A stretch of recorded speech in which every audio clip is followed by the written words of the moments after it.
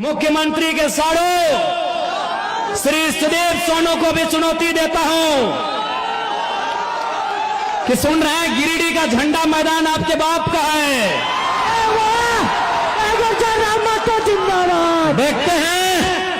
देखते हैं सोनू जी वो फिर झंडा मैदान कब तक आपके बाप का रहता है। आज आप हमारी आलोचना कर सकते हैं, आप हमारा तिरस्कार कर सकते हैं, आप हमसे नफरत, हमारे लिए ईर्ष्या रख सकते हैं, लेकिन सच्चाई स्वीकार कीजिए 24 सालों के झारखंड में पहली बार कोई लड़का आया है जो अपने दम पे, अपने प्रतिभा की बदौलत राज्य का चेहरा बना है। सोनू को मैं चुनौती देता हूं कि सुन रहे हैं गिरिडीह का झंडा मैदान आपके बाप का है।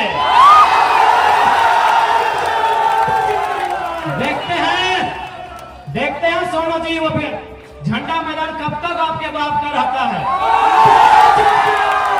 बड़ा दुर्भाग्य, एक लोकतांत्रिक देश में हम लोग 2 साल से झंडा मैदान में सभा करने की बात कर रहे हैं। पता नहीं जिला प्रशासन भी मौन क्यों हो जाती है, जिला प्रशासन भी अंतिम समय निर्णय क्यों बदल देती है। तो ये ठीक है सोनू जी, अभी समय आपका है, लेकिन याद रखिएगा कि आप जो घमंड कर रहे हैं अपनी पद का और मुख्यमंत्री से आपके परिचय का, ये ज्यादा दिन नहीं टिकेगा।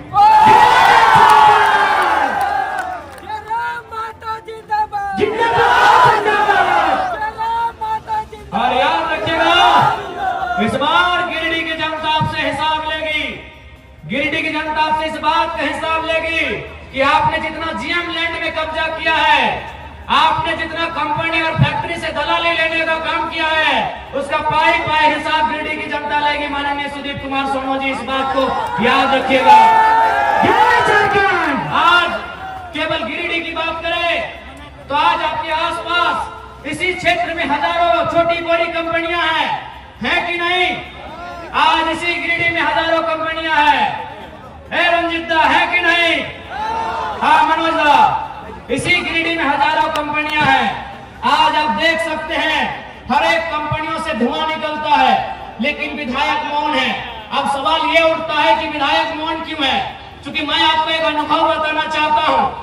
एक कंपनी के किनारे मेरा कार्यक्रम था, जब तक मेरा कार्यक्रम था कंपनी ने धुआं को बंद करके रखा था। यानी केवल मेरे कार्यक्रम से अगर धुआं बंद हो सकता है तो विधायक चाहेंगे तो क्या क्या बंद हो सकता है, आप सोच के देखिए। एक कार्यक्रम में जब तक मेरा कार्यक्रम था, मेरे कार्यक्रम से लगभग 300-400 मीटर की दूरी में एक फैक्ट्री था। उस फैक्ट्री में धुआं उड़ता है, लेकिन जब तक कार्यक्रम था वह धुआं बंद था। क्यों बंद था? न कंपनी के ओनर ने कहा था कि जब तक टाइगर जराम महतो मीटिंग करके चले ना जाए धुआं मत खोलना।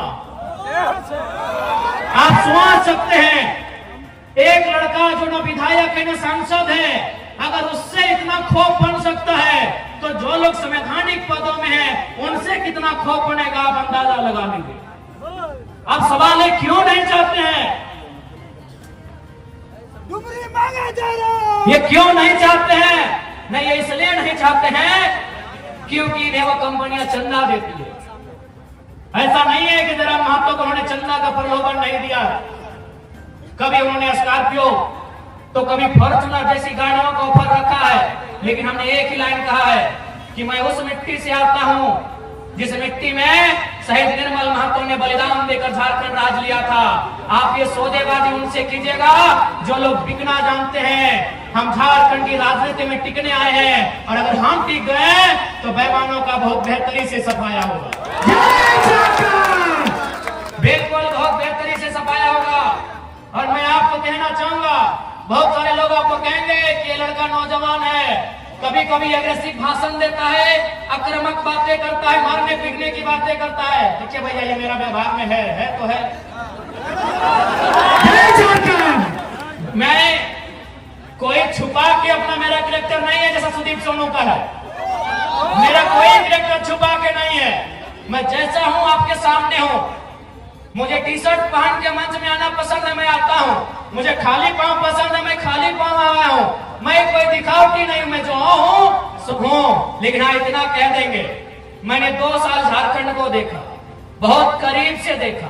लगभग नहीं करने तो 20 करोड़ मुआवजा हम लोग लड़के दिलाए।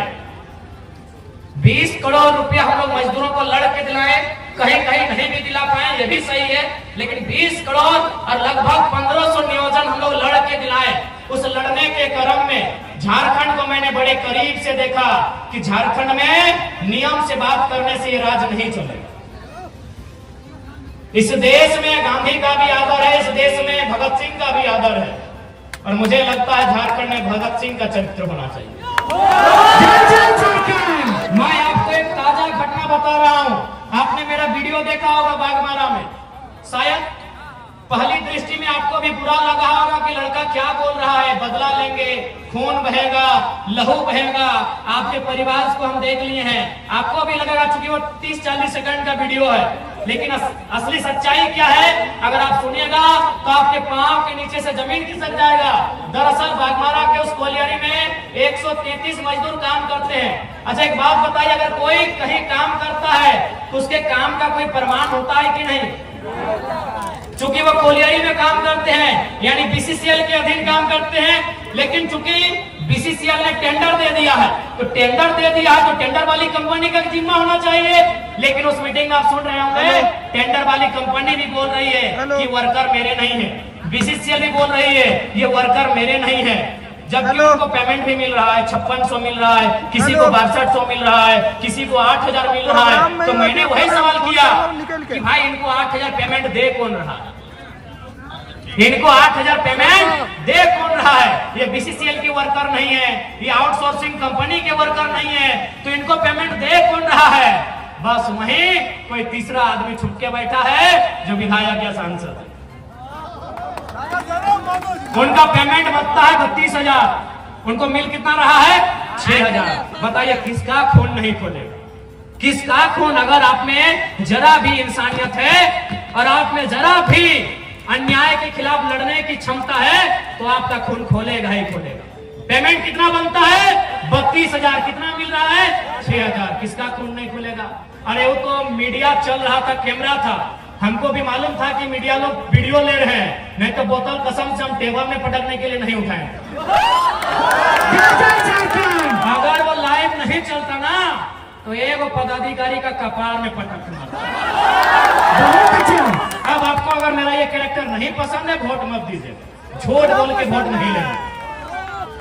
अगर हम लोग सत्ता में आ गए तो बिल्कुल रिएक्शन होगा, जनता के साथ रिएक्शन नहीं होगा।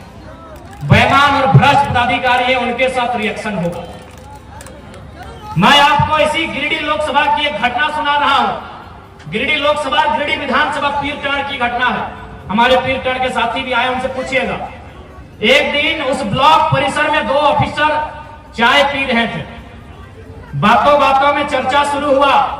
एक ऑफिसर ने कहा कि सर जयराम महतो का बहुत हवा है, लाखों लोग उसे सुनने के लिए आते हैं, लग रहा है वो गिरिडीह लोकसभा जीत रहा है।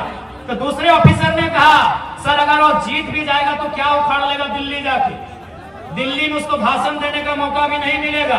वो एनडीए से भी नहीं है, इंडिया से भी नहीं है, वो मोदी के तरफ से भी नहीं है, वो राहुल गांधी के भी तरफ से नहीं है, तो जयराम महतो क्या उखाड़ लेगा सर दिल्ली में? तो दूसरे अफसर ने कहा कि सर आप ठीक बोलते हैं, जयराम महतो दिल्ली में कुछ नहीं उखाड़ पाएगा, लेकिन सर मेरा दिल कहता है जहां से गिरिडीह शुरू होता है और जहां गिरिडीह खत्म होती है, अगर वहां कोई बेईमान पदाधिकारी उसको दिखा तो रोड में पटक के मार देगा सर। ये मैंने नहीं कहा, ये उस अफसर ने कहा कि जहां से गिरिडीह शुरू होती है और जहां गिरिडीह खत्म होती है, अगर प्रखंड लेवल में या पंचायत लेवल में कोई अफसर मनमानी किया, फुटानी किया, तो जयराम महतो उसको पटक के मार देगा सर, ये गारंटी है। यही बेरमो विधानसभा की एक घटना है। एक आदमी को अटेंडेंस रोक दिया गया था। वो आदमी हमारे पास आया, बोला भैया ये ऐसा बात है। हमने कहा कि अधिकारी को फोन लगाइए, तो बोला नहीं एसपीओ की पीओ था, बोले लगाइए फोन। तो हमने फोन लगाया, उनको परिचय दिए कि सर हम जयराम कुमार महतो बोल रहे हैं, इनका अटेंडेंस बंद कर दिया गया है, गरीब आदमी है, नौकरी में रख लिया जाए। उधर से अधिकारी की आवाज आती है कि कौन जयराम महतो, हम तो नहीं पहचान पाए। हम इतने बोले हैं कि आप विधायक और सांसद का खाली आवाज पहचानते हैं ना, अच्छी बात है। तो हम आज आपको फोन नहीं करेंगे, फोन काट रहे हैं। अब आपसे हम 2 महीना के बाद मिलेंगे, लेकिन दुआ कीजिएगा कि हम चुनाव ना जीते। अगर चुनाव जीत गए ना, और रोड में जहां दिखेंगे पटक के दामोदर नदी में गाड़ देंगे। विश्वास कीजिए, 10 सेकंड के बाद उस अधिकारी ने कहा कि जयराम बाबू बोलिए क्या काम है। 10 सेकंड में उस अधिकारी ने कहा कि जयराम बाबू बोलिए क्या काम है। हमने कहा काम हो गया है, रख लीजिएगा इसको। 10 सेकंड में, ये कोई बड़ाई नहीं कर रहे हैं। शेख शाहिद हमारे उपाध्यक्ष है, वो उसको लेके आए, पूछ लीजिएगा कौन है।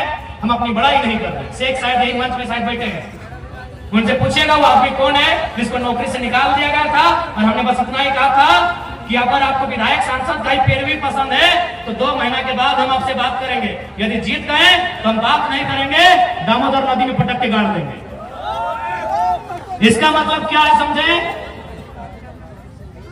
कि नॉन मैट्रिक मंत्री बनाइएगा तो क्या होगा, चोर गुंडा लोग को विधायक बनाइएगा तो क्या होगा। अफसर सही पूरी तरह हावी है, मैनेजमेंट पदाधिकारी मजदूर के ऊपर चढ़ के बात करते हैं। इसलिए झारखंड को मीठी मीठी बात करने वाला लीडर नहीं चाहिए। यदि आपको लगता है मीठी मीठी बातों से झारखंड का काम हो जाएगा तो हमें मत चुनिएगा, हमें मीठा मीठा बात करने नहीं आता। हमें मीठा मीठा बात, कल्पना भाभी की तरह मीठा मीठा बात। आपको हमारा ये वीडियो अच्छा लगा तो इसे लाइक करें, शेयर करें और हाँ, सब्सक्राइब करना ना भूलें।